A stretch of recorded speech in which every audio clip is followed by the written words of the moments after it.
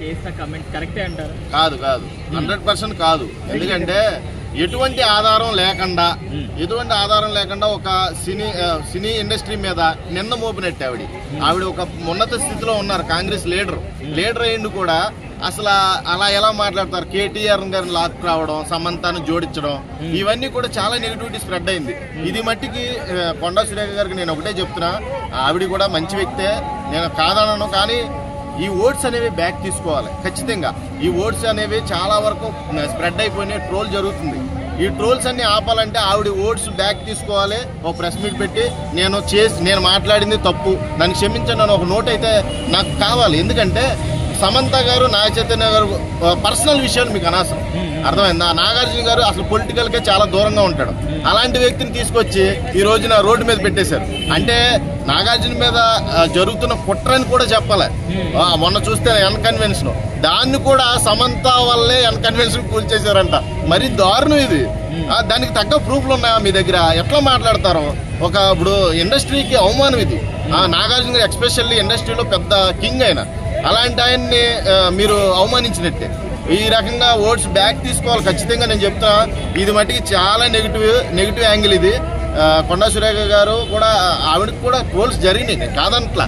ఒక టైంలో బాగా ట్రోల్ చేశారు వాళ్ళ వ్యక్తిగత విషయాల గురించి కూడా. అవి నేను యాక్సెప్ట్ చేస్తా. ఈ ట్రోలర్స్ గురించి నాకు ఎప్పటి నుంచో వ్యతిరేకత ఉంది. ఈ ట్రోలర్స్ వల్ల చాలా మంది జీవితాలు రోడ్డును పడతాయి, నేను కాదన్నా. కాకపోతే మీరు చేసింది చాలా పర్సనలైజ్డ్గా ఉంది, చాలా దగ్గరగా ఉందన్నమాట. ఏంటో మీరు కళ్ళతో చూసినట్టు, ఏదో దగ్గరుండి చేసినట్టు మాట్లాడుతున్నారో వాటిని ప్రూఫ్ ఉందా మీ దగ్గర? ప్రూఫ్ ఉందా మేడం? మీరు అట్లా మాట్లాడొచ్చా? ఇవన్నీ కూడా నేనైతే తీవ్రంగా వ్యతిరేకిస్తున్నాను భయ్య. సమంత గారు, నాగ చైతన్య గారు చాలా ఇష్టపూర్వకంగా విడిపోయారు. వాళ్ళు ఒక అండర్స్టాండింగ్ తో విడిపోయారు. అలాంటి వాళ్ళని తీసుకొచ్చి కేటీఆర్ లింక్ చేశారు. కేటీఆర్ గారు ఆల్రెడీ మనోభావాలు దెబ్బతిన్నాయని ఆల్రెడీ కేసు కూడా ఫైల్ చేశారు. కాబట్టి దీని గురించి మనం రాజకీయంగా చూసుకుంటే మనం మాట్లాడే వ్యక్తులం కాదు. కానీ ఇది ఒక ఇండస్ట్రీకి సంబంధించిన మ్యాటర్ కాబట్టి, చాలా సెన్సిటివ్ మ్యాటర్ కాబట్టి ఆల్రెడీ సమంత గారు కూడా ట్వీట్ చేశారు. అటు తమిళనాడు నుంచి వ్యతిరేకత వచ్చింది. అంటే ఇప్పుడు మన తెలుగు రాష్ట్రాలలో వ్యతిరేకిస్తున్నారు అనుకోవద్దు, మీరు నేను ఒక్కడే వ్యతిరేకిస్తున్నాను అనుకోవద్దు. ప్రతి స్టేట్ నుంచి కూడా వ్యతిరేకత వచ్చింది.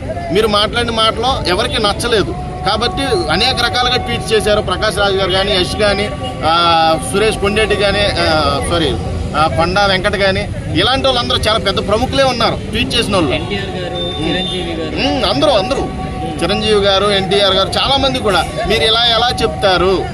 మీరు ఏదో చూసినట్టు, మీరు ఏదో చేసినట్టు ఎలా మాట్లాడతారు అని చాలా వెనక్కి తీసుకోవాలి. మాటలైతే వెనక్కి తీసుకోవాలి మీరు అర్జెంటుగా. ఎందుకంటే మీకు ఒక పొజిషన్ ఉంది. మీరు ఏదైనా వార్ ఉంటే పొలిటికల్గా వార్ చేసుకోవాలి. పొలిటికల్ మ్యాటర్స్ని పర్సనల్ మ్యాటర్లోకి ఇన్వాల్వ్ చేయకూడదు, పర్సనల్గా తీసుకోకూడదు. ఇప్పుడు ఈ నాగార్జున గారి మ్యాటర్ అసలు పొలిటికల్ ఆయనకి ఏమైనా సంబంధం ఉందా?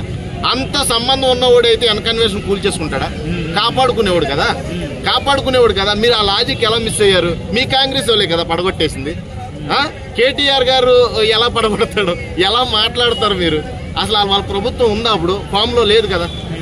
అంత చిన్న లాజిక్లు కూడా మిస్ అయ్యి మీరు మాట్లాడటం. అవును, ఈ ఎలిగేషన్స్ నేను కరెక్ట్ కాదు. ఒక మన మహిళ ఉండి ఇంకో మహిళ మీద మరీ దారుణంగా మాట్లాడటం, అది కూడా కేటీఆర్ గారు రమ్మంటే రాలేదని సమంతానే ఎన్కన్వెన్షన్ కూల్చేయడం, ఏంటిది? అసలు సంబంధం లేని మాటలు. ఇది ఆల్రెడీ సమంత గారు కూడా చాలా సీరియస్ అయ్యారు. మేము మా పర్సనల్ లైఫ్ లో ఏం జరిగిందో మీకు తెలియదు, మీరు ఎలా మాట్లాడతారో సురేఖ గారు అని ట్వీట్ చేశారు.